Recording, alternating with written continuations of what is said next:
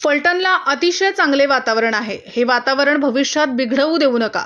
हे वातावरण चांगले ठेवण्यासाठी आपण सर्वांनीच प्रयत्नशील राहणे गरजेचे असून अनेकांना असे वाटले की हा मतदारसंघ राखीव झाला, परंतु हा मतदारसंघ राखीव झाल्यामुळे आपल्या तालुक्याला निश्चितच याचा फायदाच झाला आहे। श्रीमंत रामराजे नाईक निंबाळकर हे आमदार झालेच, त्याचबरोबर मंत्री देखील झाले। मात्र त्यांच्याबरोबर हा मतदारसंघ राखीव झाल्यामुळे आपल्या तालुक्याला दुसरा सुसंस्कृत, जमिनीवर पाय ठेवून सर्वांशी मिळून मिसळून वागणारा, प्रत्येकाच्या सुखदुःखात सहभागी होणारा व सर्वांना बरोबर घेऊन जाणारा दुसरा आमदार दीपक चव्हाण यांच्या माध्यमातून मिळाला। हे आपल्या तालुक्याचे भाग्यच आहे, असे प्रतिपादन सातारा जिल्हा परिषदेचे माजी अध्यक्ष श्रीमंत संजीवराजे नाईक निंबाळकर यांनी केले। सस्तेवाडी ग्रामपंचायतीच्या वतीने आयोजित केलेल्या विविध विकास कामांच्या व प्राथमिक आरोग्य केंद्राच्या इमारतीच्या उद्घाटन प्रसंगी श्रीमंत संजीवराजे नाईक निंबाळकर बोलत होते।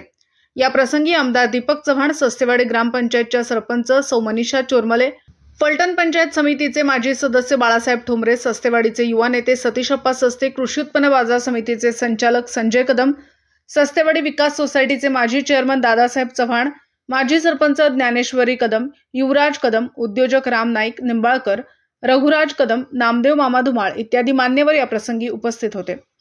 यावेळी बोलताना श्रीमंत संजीवराजे म्हणाले की फलटण तालुक्याचा सर्वांगीण विकास करण्यासाठी श्रीमंत रामराजे यांच्या नेतृत्वाखाली आमदार दीपकराव चव्हाण ठामपणे उभे राहून काम करीत आहेत। गेली 15 वर्षे ते आमदार असतानाही ते जमिनीवर पाय ठेवून तसेच सर्वांशी मिळून मिसळून काम करीत आहेत। नाहीतर कुठे एखादा कार्यकर्ता सरपंच झाला, सभापती झाला, अध्यक्ष झाला तर तो हवेत उडायला लागतो, असेही शेवटी श्रीमंत संजीवराजे यांनी आपल्या भाषणात सांगितले। कार्यक्रमात सस्तेवाडी ग्रामपंचायत उपसरपंच सुनील वाबळे, सौ प्रियंका सस्ते, झिरपवाडी ग्रामपंचायतीच्या सरपंच सौ वर्षा बोरकर, ढवळेवाडीच्या माजी सरपंच रेखा माने, तरडगावचे माजी सरपंच वसंतराव अडसूळ, मनीषा निंबाळकर, डॉक्टर प्रतीक्षा सोनवलकर, डॉक्टर पारवे, डॉक्टर देशमुख, त्याचबरोबर विशाल नायर, विनायक कदम, रघुराज कदम इत्यादी मान्यवर या प्रसंगी उपस्थित होते। फार मोठा आशय आहे। फलटणला चांगलं वातावरण आहे, ते चांगलं वातावरण ठेवण्याची आपल्या सगळ्यांची जबाबदारी केवळ आमची नाही आहे, आणि ते चांगलं वातावरणच ठेवा एवढीच या ठिकाणी मी आपल्याला विनंती करतो। अनेकांना वाटलं की आता मतदारसंघ राखीव झाला, तर ह्या मतदारसंघाचं काय आहे?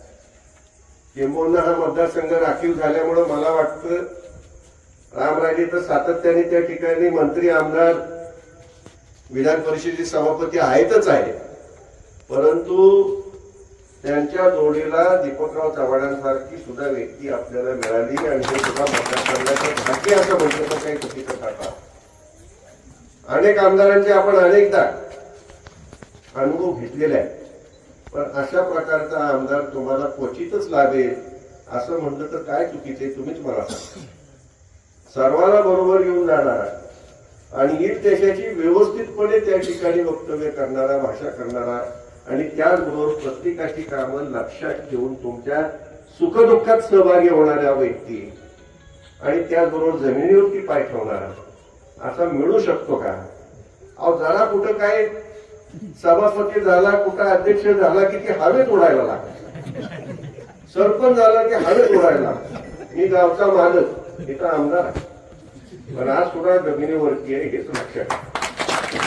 पण अशी क्वचितच आपल्याला अशा प्रकारचं नेतृत्व मिळत असतं, आणि त्यामुळे मी असं म्हणेन की हा राखीव झाल्यामुळे आपलं भाग्य असं समजा, कारण आपल्याला एक नव्हे 2 आमदार सातत्याने मिळाले, 2 लोकप्रतिनिधी सातत्याने मिळाले, आणि ते दोन्ही सुद्धा तालुक्याचा विचार करून, त्या ठिकाणी तालुक्यातल्या सर्वसामान्यांचा विचार करून त्या ठिकाणी तालुक्याचा विकास कसा होईल अशा दृष्टिकोनातून, अशा भावनेचे त्या ठिकाणी मिळाले, आणि रामरायांचं नेतृत्व प्रमाण मानून रामरायांच्या पाठीमागे ठामपणाची भूमिका त्या ठिकाणी घेणारं एक आपल्याला दुसरं नेतृत्व त्या ठिकाणी मिळालं, हे आपलं भाग्यच आहे असं म्हणतं तर काय चुकीचं? आमच्या नवीन बातम्या पाहण्यासाठी